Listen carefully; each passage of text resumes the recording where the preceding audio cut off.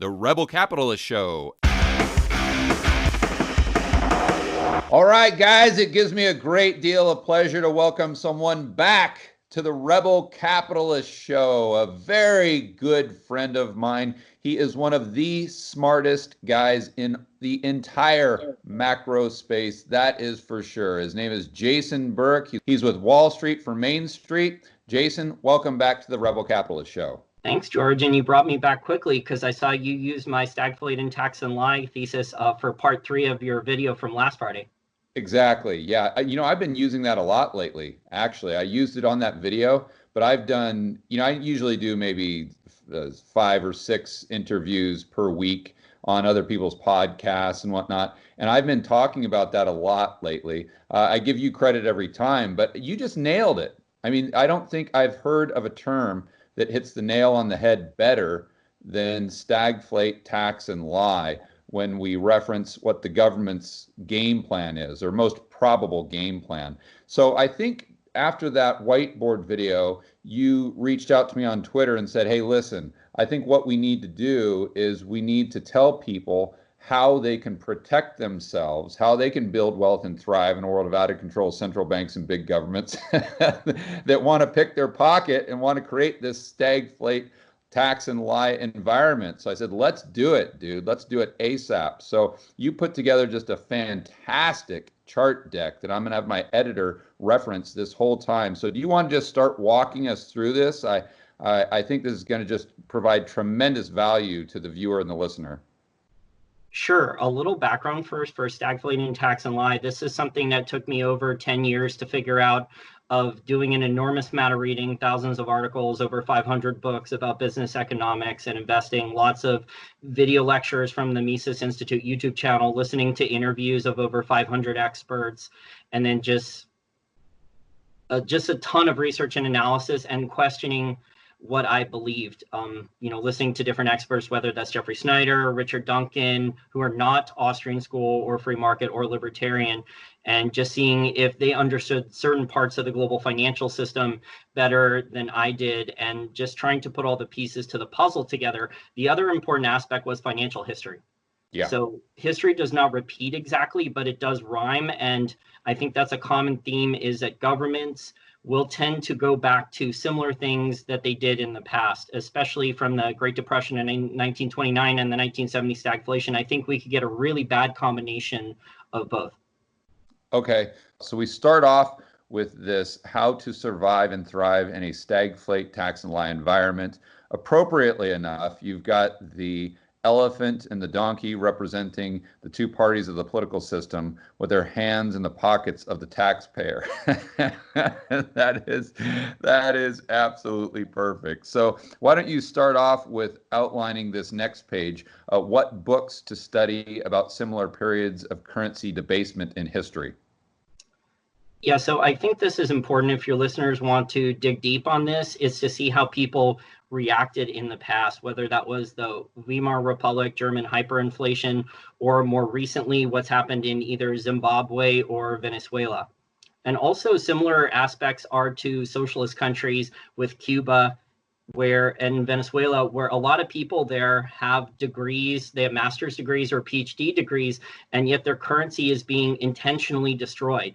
Now, the tax situation is not the same there, but normally governments, and this is, again, going back to financial history, governments like to do a combination of currency debasement, devaluation, which is monetary inflation, and then also tax schemes. So they work hand in hand. I think the average analyst out there does not look at a combination of the reality of inflation plus the taxes. You have to combine the two.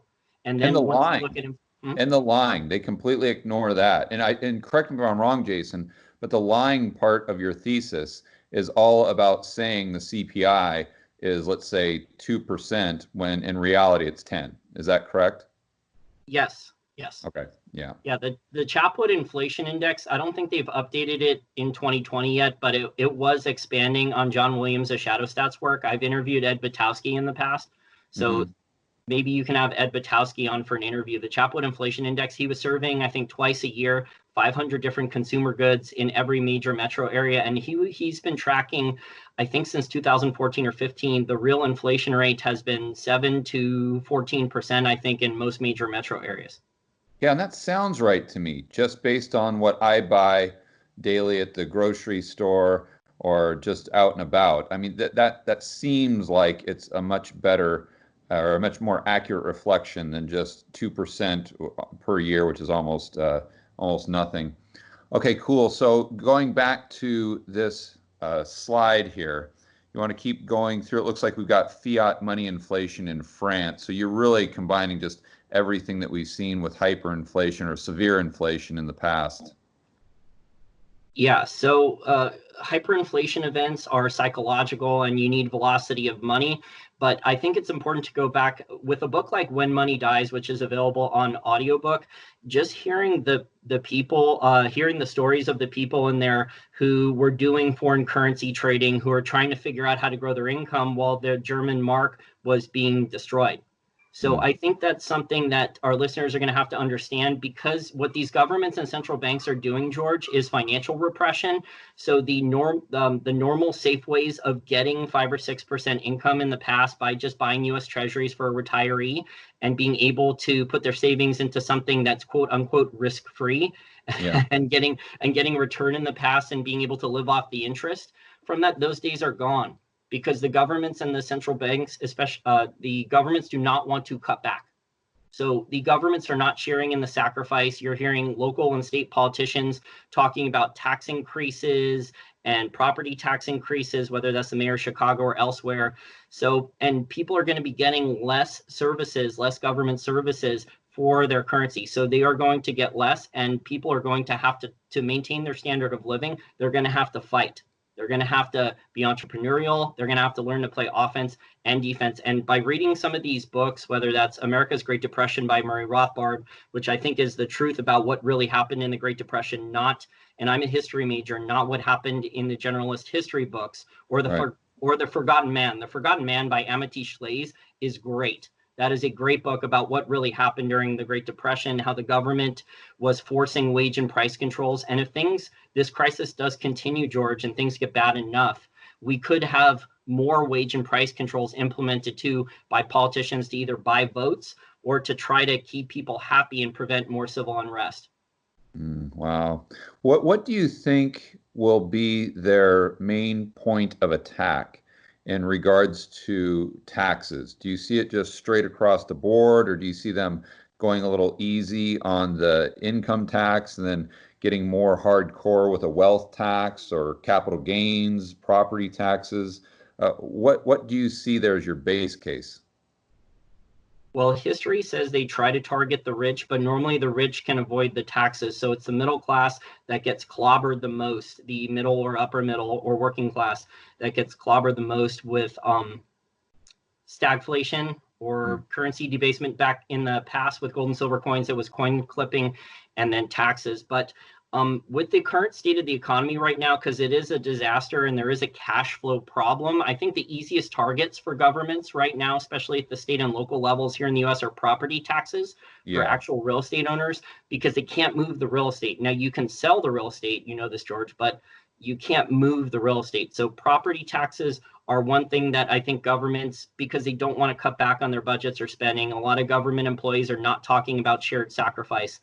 And the other major tax, I think, because of the state of the economy right now, and the economy is not generating, I call it a cash flow problem. There's cash flow problems at all levels of society. Governments are not getting their tax revenues. The consumer is not earning a good income through economic activity. Businesses are not earning, a lot of businesses are in trouble. So I think we could see politicians they're going to go where the spending is, and a lot of the spending is online. So I think in the not too distant future, we've already heard Andrew Yang talk about this when he was a presidential candidate. He was talking about around a 10%, I think, value added tax. Japan and other countries already have that. So I could see a national online sales tax or a value added tax for online purchases in the not too distant future, because that's where a lot of the spending is being diverted. So I think the two main ones we could see are property tax hikes, which are normal even when the economy is doing well, but they shouldn't.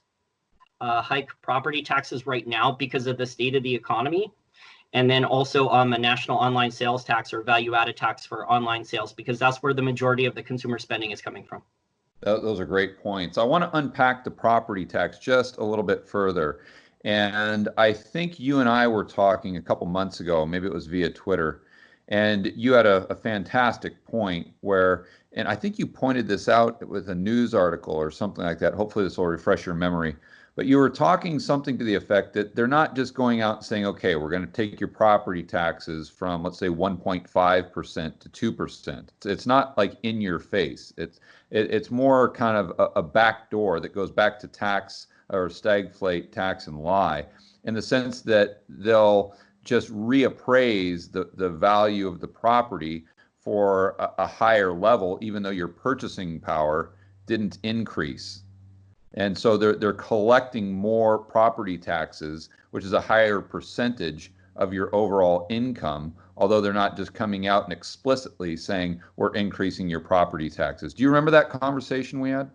Yeah, I think, and I've seen that you mentioned this on videos where like the nominal value of real estate keeps going up every couple years. And this is what happens when you devalue currencies, is that hard assets, traditional hard assets such as gold, silver, and real estate are going to eventually start rising in price, noticing the currency debasement. Yeah, exactly. Then right. Okay. I So think this, that's yeah, what I was thinking.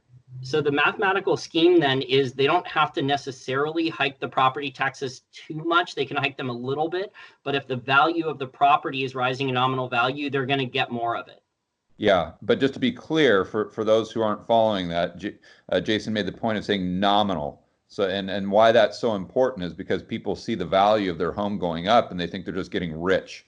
But what they don't understand is if it's just going up with the rate of inflation, your purchasing power, which is what's really important, isn't going up at all. So if you're paying more out of pocket with those property taxes, again, that's a decrease. That's a transfer of wealth from the property owner to the government, which is obviously what they want. Okay, so next slide here, we're talking about solution number 1, playing championship caliber defense. Be your own central banker. I love the way how you set it up with defense and offense. Yeah, I think that's done. I did that intentionally so it's easier to understand, because normally if you're going to be good at sports, you have to be, most sports don't have special teams, so it's offense or defense. Mm-hmm. And if you're good at both, you have a chance of succeeding. So in terms of the defense here, it's trying to defend against currency devaluation and taxes, because the lying about the economic data is, it's not as important for the defensive part. The lying about the economic data is replacing your income. So you're just protecting yourself also against bail-ins too from the banks. And the bail-ins are not guaranteed. This is something that my friend James Anderson at SD Bullion has studied more extensively than me, but central banks have their own savings. So they have reserves, they have dollars and gold. And so people, and obviously in the banking system, long-term, you don't want to hold a lot of dollars, but there could be opportunities if there is another stock market crash and there's quality companies that go on sale, or we're having a little bit of a dip now in some of the gold stocks, some of the better gold stocks, maybe there's a correction of 20%, who knows? And you want cash for optionality. So long-term, your cash is going to be devalued or debased by the people in power, the central bankers and the governments, because this is part of stagflate and tax and lie. But you need cash in the short term to take advantage of opportunities when assets do go on sale. Yeah, that makes a lot of sense. But so many people struggle with that. They're like, man, I don't want to have this cash because I'm really worried about inflation decreasing my purchasing power. It's like you've got this cash that's being devalued against the stuff that you're buying daily, but with the hopes of it appreciating in value against assets. And that's the balancing act. Yes, and the physical gold and silver, and I also have gold stocks in there too in the slide deck, and maybe a little bit of Bitcoin and cryptocurrency. I view that as a little bit of an insurance policy in case of gold and silver, because we don't know if the tax situation is going to change for owners of physical gold and silver. Let's say gold goes to way over $5,000 an ounce or way over $10,000 an ounce. We don't know what the politicians and the bureaucrats and the US Treasury are going to decide to do. Now, as of now, for American citizens, it's a 28% tax on gold and silver if they decide to sell it. And that doesn't seem that much, but compared to the long-term capital gains taxes on buying and holding real estate or buying and holding stocks, that is a lot higher. And Joe Biden, if he does win the election, and I'm not voting for Joe Biden, but if he does win the election, he has a tax proposal plan in place, George, to massively increase as of now. And who knows if Wall Street's going to agree to this, or who knows what other bribes he's going to have to give Wall Street, what other payoffs or bribes for them to agree to this, or they might not agree to it at all. But as of now in his tax plan, there's calling for massive amounts of tax increases for capital gains taxes on stocks, and also and also much higher taxes on dividends.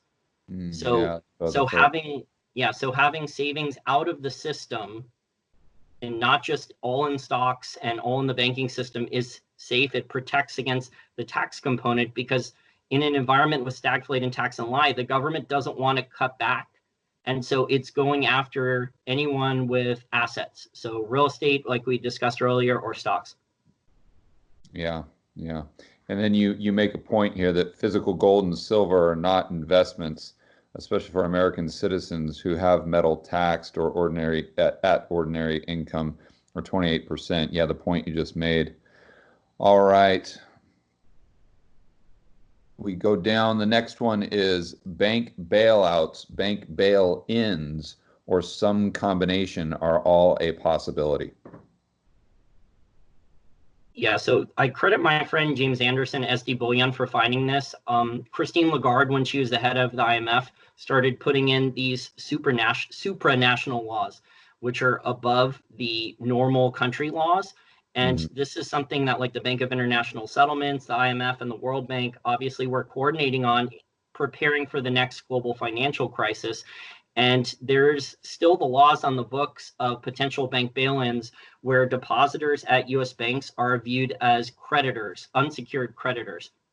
So that means that they're technically, if the globalist organization that is the IMF or the World Bank or the Bank of International Settlements, they would fight what the US government would want to do with the FDIC. Because remember, the FDIC guarantees a certain amount of people's deposits. So there's clearly fights going on behind the scenes over what to do in the next crisis. And this is being fought over now for the last 6 years by the elites over whether or not the bank depositors should be fully bailed out or partially bailed out. And there's the possibility, I'm not 100% in the bank bail-in camp. I think there's a possibility there could also be some type of weird combination where maybe the shareholders of bank stocks get some type of bailout, or the executives of the banks, because the banks are holding the derivatives. So I don't think the large banks are going to be allowed to fail because of the amount of derivatives that most of the large banks have. So it's, again, we're at a point in history right now where the rules can literally change daily. There's been so many rules changes, George, just since mid to end of February, that it's tough to keep track of them all. I know other financial professionals that spend they get paid to do this, to look for all the rules changes, and they can't keep up with all the rules changes, because I talked to them and asked them what they think of these rules changes, and they were like, I wasn't aware that rule was changed. So that's how quickly things are. And the average person on Main Street, this is really, really difficult for them. This is not fair. And this is just more rules changes here. So as of now, people's deposits to a certain amount are guaranteed with the FDIC, but there's globalist laws in place that could potentially change that. Do you think this is an argument to keep some dry powder in the form of T-bills instead of in a bank account? Yeah, that's a possibility. I think this is more for physical gold and silver out of the system, and also maybe a little bit of Bitcoin and some cryptocurrency. Okay, got it. Because those are more liquid than selling bonds. I don't buy and trade bonds. The U.S. Treasury market is very liquid. I'm not as familiar with selling bonds. I don't buy or own any bonds. I'm not a big fan of them.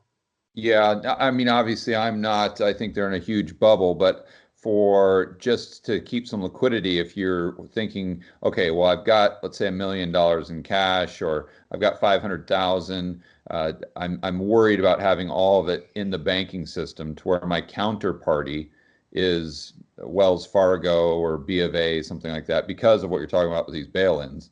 So maybe I'll take 250 and put it into short-term T-bills, like 3-month T-bills, and just keep rolling it over until there's an opportunity, because I'd rather, although I don't like the counterparty risk there being the government and inflation, I'd rather take that risk every 3 months than have a counterparty of Deutsche Bank if you're in Europe, or Wells Fargo, B of A, something like that. Yeah. All right. So the next slide we have solution number 2. We're talking about the offense now. Be entrepreneurial to grow income to offset currency devaluation and tax increases. Great point here. We want to be a price maker and not a price taker. And this is something that I'm doing myself with my own investor education and research business. And from a lot of growing pains, many years to get the business successful, growing income is not easy at all. It requires a lot of skills. You have to convince people that you know what you're doing. So, but I really believe, George, that everyone is good at something. But unfortunately, if you study financial history, a lot of people did not adapt well to past financial crises where the governments were debasing or devaluing the currency and increasing taxes. And one of the common themes, besides saving out of the currency system, was people did not have the plan in place to grow their income until it was too late, until the inflation rate was already taking off. So if people already have the plan in place, they've talked it over with friends and family, they've decided that I'm good at this one skill, my friend or family member is good at another skill and has experience here, maybe we can do a little side hustle or side business and get a little extra income coming in. And then maybe after a certain number of years, maybe the side business takes off and turns into a full-time job, although that's very, very hard.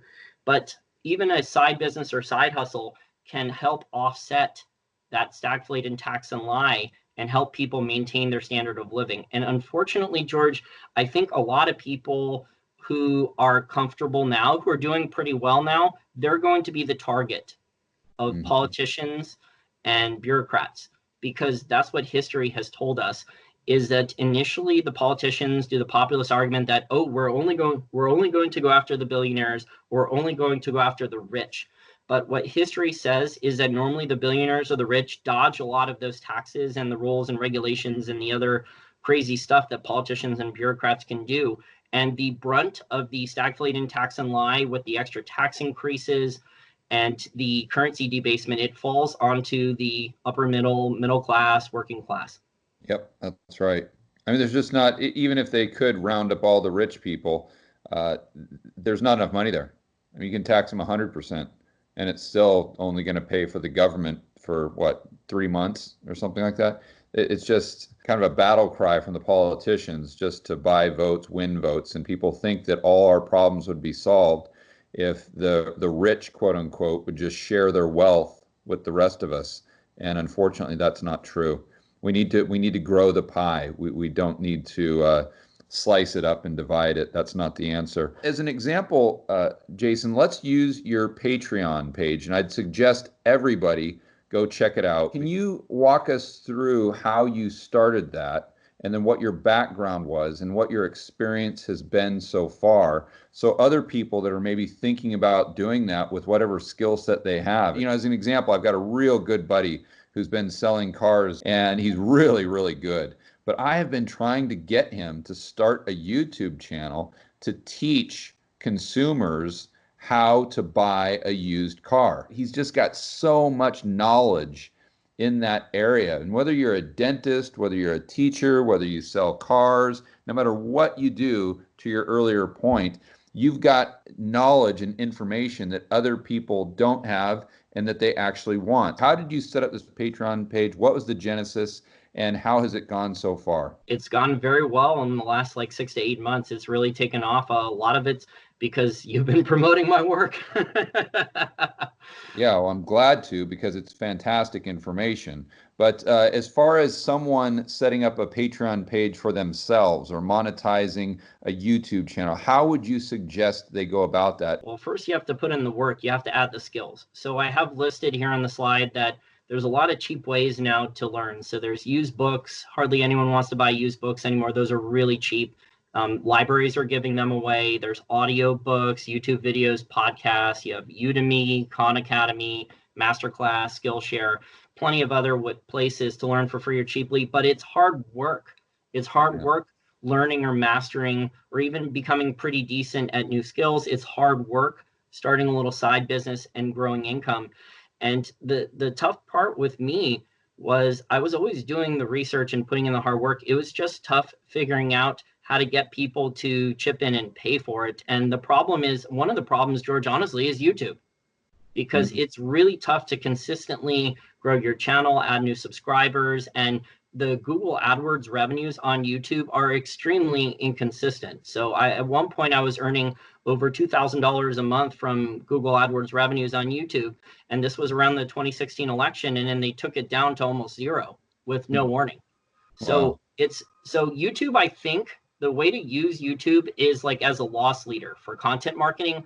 So your friend there, if he's an expert at something, he may need to partner with someone who is good at marketing or who can get people to pay. So he does his thing with his showing people how to do, someone films him and he shows people step by step either how to buy a used car or how to sell them, whatever skill he's good at. And then someone else, this is, not everyone's good at everything.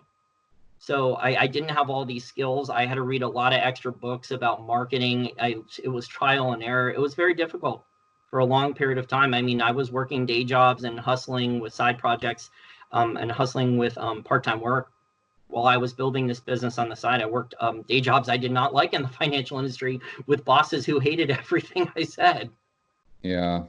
But the bottom line is you put in the work, and then you've got this I don't know if it's a side hustle. I think it's a proper business where you can do from anywhere in the world. You just need an internet connection. But I think going back to our original point with the theme of this video is you're able to be in control of the prices you charge. So if we have inflation go up by 100% over the next year, let's say, because of money printing or whatever, they get velocity up, you're able to just adjust your prices to match that. But someone that's out there that's an employee, they're not able to just go to their employer and say, hey, look, employer, Shadow Stats said that inflation increased by 100%. Go ahead and just double my pay really quick, please.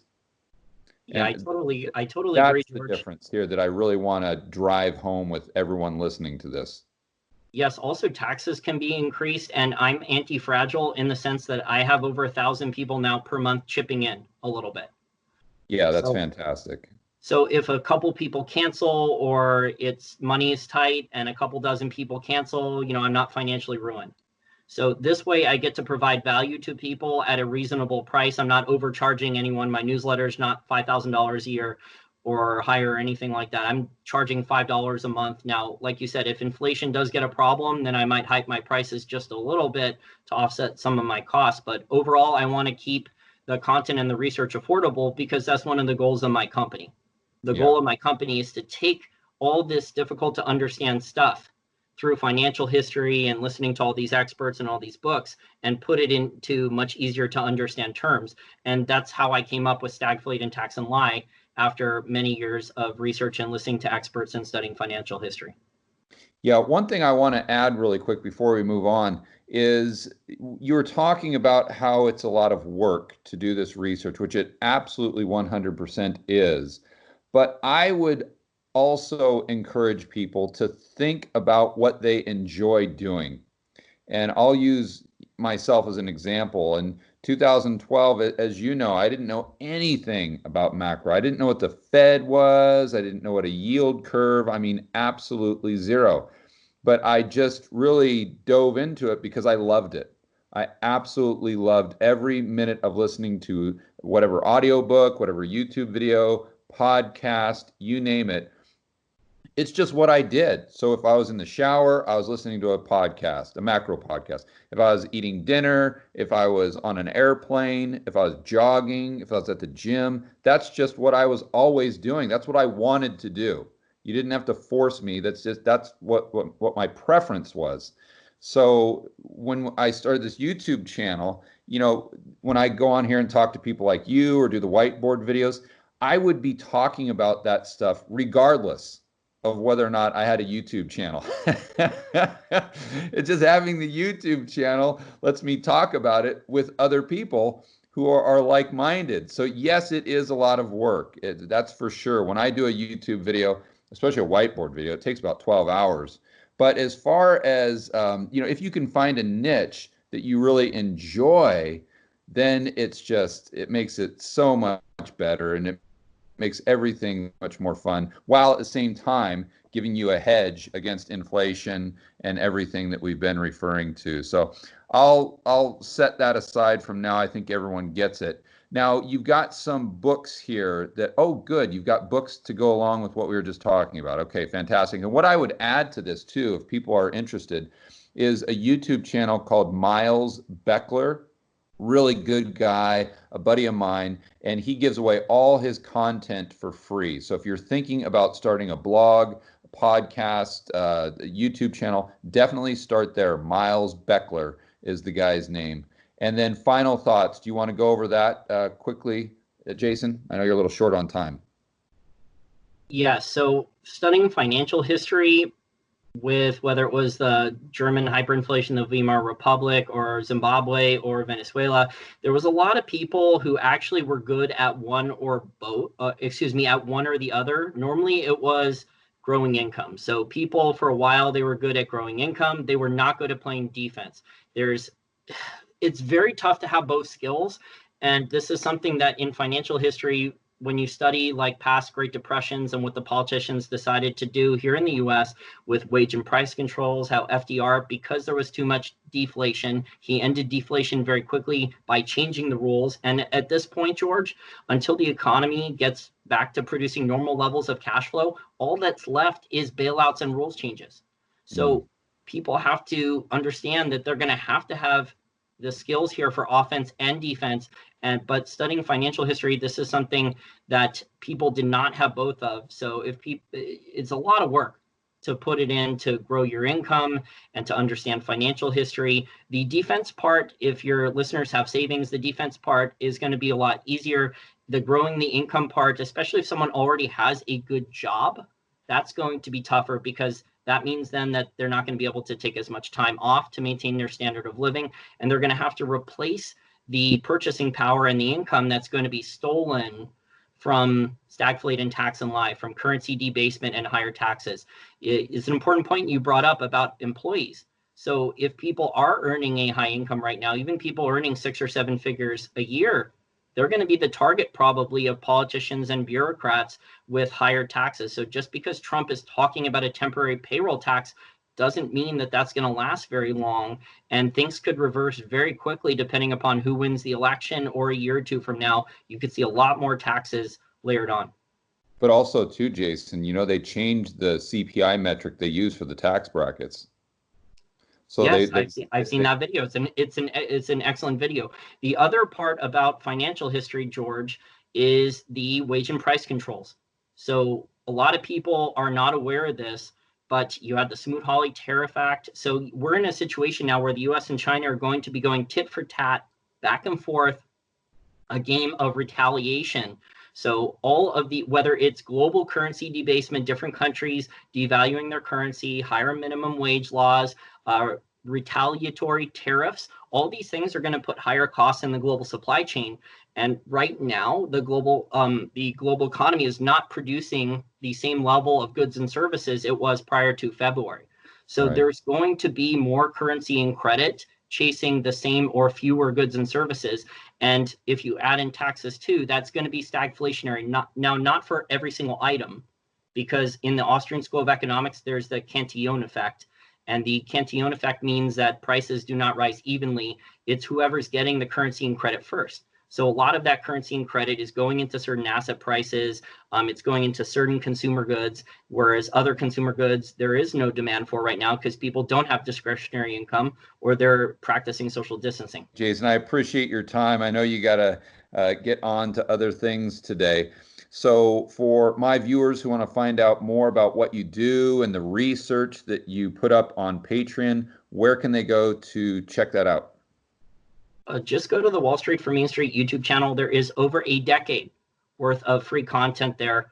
Lots of interviews with experts, some of the really big name ones that you also interview, also short videos and live stream shows. So there's a lot of free content there. And a link to my Patreon page is also there as well. If people want to take a look at the research behind the paywall, it is only $5 a month. I think it's the best deal out there. There's articles on warning about risks about uranium investing, the oil market. There's audio podcasts about the royalty and streaming company. Gold miners. I mean, you're an expert in gold miners. Yep. Eric Sprott and Sprott flew me up twice to Toronto in 2014 and 2016 to meet them. Yeah. All right, buddy. I appreciate it. Can't wait to do it again.